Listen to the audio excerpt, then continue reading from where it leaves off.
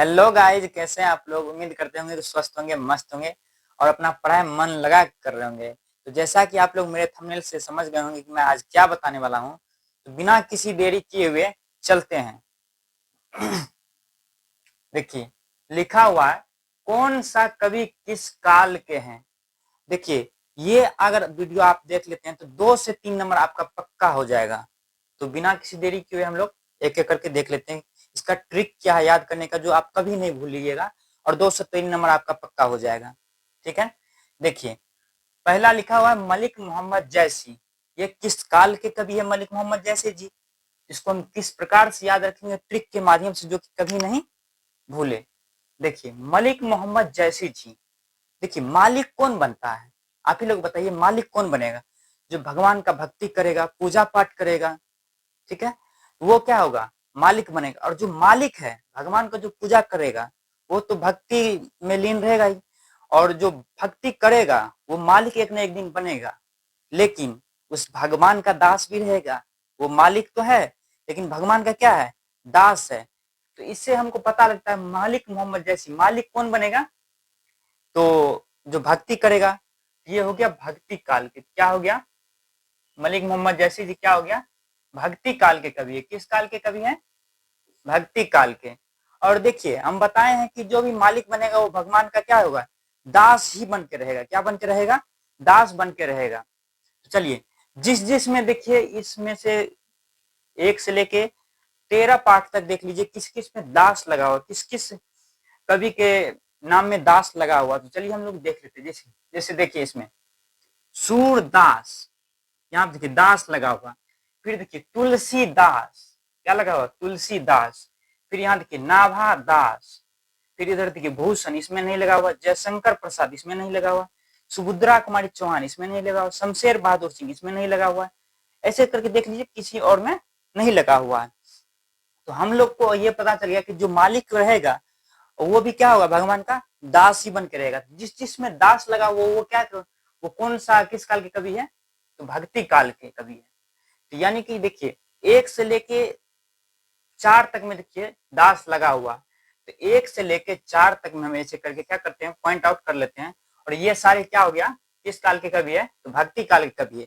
और इसका हमको कभी कभी ये भी पूछ लेता है कि किस कितने ईस्वी से कितने ईस्वी तक का ये कवि है।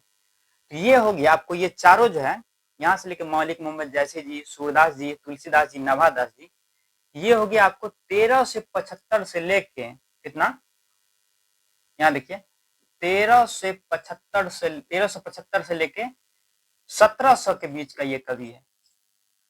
कितना का, 1375 से लेके 1700 के बीच का ये कवि है। ठीक है, कितने कवि है, 1375 से लेके 1700 के बीच का ये कवि है। अब चलिए आगे देख लेते हैं। देखिए, अब 5वां है भूषण।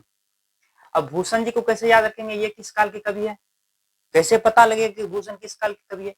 देखिए, भूषण कहीं भी देखिएगा कि भाषण अगर दिया जाता है, भूषण से याद रखिएगा भाषण। ठीक है, सिंपल सा, कहीं भी भाषण दिया जाता है तो रीति रिवाज का ख्याल रखा जाता है। क्या चीज का ख्याल रखा जाता है, अपनी मर्यादा का ख्याल रखा जाता है, रीति रिवाज का ख्याल रखा जाता है। यानी कि डिसिप्लिन, अगर इंग्लिश बोलते हैं डिसिप्लिन में, डिसिप्लिन वे में क्या दिया जाता है, स्पीच दिया जाता है। ठीक है, उसी प्रकार की भूषण से क्या रखेंगे, भाषण। भाषण लेकिन कैसे देगा, रीति रिवाज से देगा। क्या चीज से देगा, रीति रिवाज से देगा। ये रीति रिवाज से हमको याद रखना है। इसके ये कौन काल के कवि है, किस काल के कवि है, ये हो गया आपको रीति रिवाज से, रीति काल के कवि है। किस काल के कवि है, रीति काल के कवि है। किस काल के कवि है भूषण जी, रीति काल के कवि है। अगर इसका हमको ईस्वी पूछ देगा कितना से कितना का ये कवि है, ये आपको हो गया 1700 से लेके, हम इसका बात करें भूषण जी का, 1700 से लेके ये 1900 के बीच के कवि है। कितना कवि, 1700 से लेकर 1900 के बीच के कवि है। अब देखिए इधर जितना बचा हुआ, जयशंकर प्रसाद हो गया, सुभद्रा कुमार चौहान हो गया, शमशेर बहादुर सिंह हो गया, गजानन माधव मुक्ति बोध हो गया, रघुवीर साय हो गया, विनोद कुमार शुक्ल जी, अशोक वाजपेयी जी, ज्ञानेन्द्र पति जी। देखिए, इसको कैसे याद रखेंगे कि किस काल के कवि है। देखिए, इतना, यानी कि मलिक मोहम्मद जैसी जी तो भक्ति काल के, और जिसमें दास लगा वो तो भक्ति काल के, जान लिया हम, हो गया। भूषण जी हो गया रीति काल के, इधर जितना शेष बच गया, इधर जितना बच गया वो किस काल के कवि है? तो आधुनिक काल के। किस काल के कवि है? आधुनिक काल के।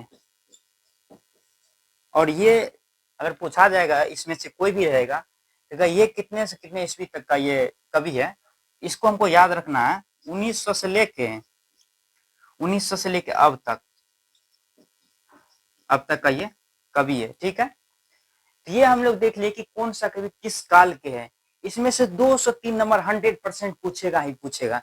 अगर आप लोग को विश्वास नहीं होता है तो आप लोग इस बार का एग्जाम 2026 में जो होने वाला है उसमें आप देख लीजिएगा, इससे जरूर रहेगा। आप लोग सेंटअप एग्जाम दिए होंगे या कोई भी एग्जाम दिए होंगे तो देखे होंगे कि ये जरूर पूछता है कि कौन सा कवि किस काल के हैं। ये कैसा लगा आप लोग को? ठीक, अच्छा है ना? तो आज हम लोग ये बताएं। और हाँ, एक बात और, अगर आप लोग चाहते हैं कि इसका कवि का पाठ और कवि का नाम ट्रिक से याद कैसे रखे जाए, तो वो भी एक वीडियो हम बनाए हैं, डिस्क्रिप्शन में लिंक दे देंगे, आप उसको जाके आप देख सकते हैं कि कौन सा कवि किस पाठ को लिखे हुए हैं। ये वीडियो रहा, ये वीडियो जाके आप देखिए और पूरा भरपूर प्यार दीजिए।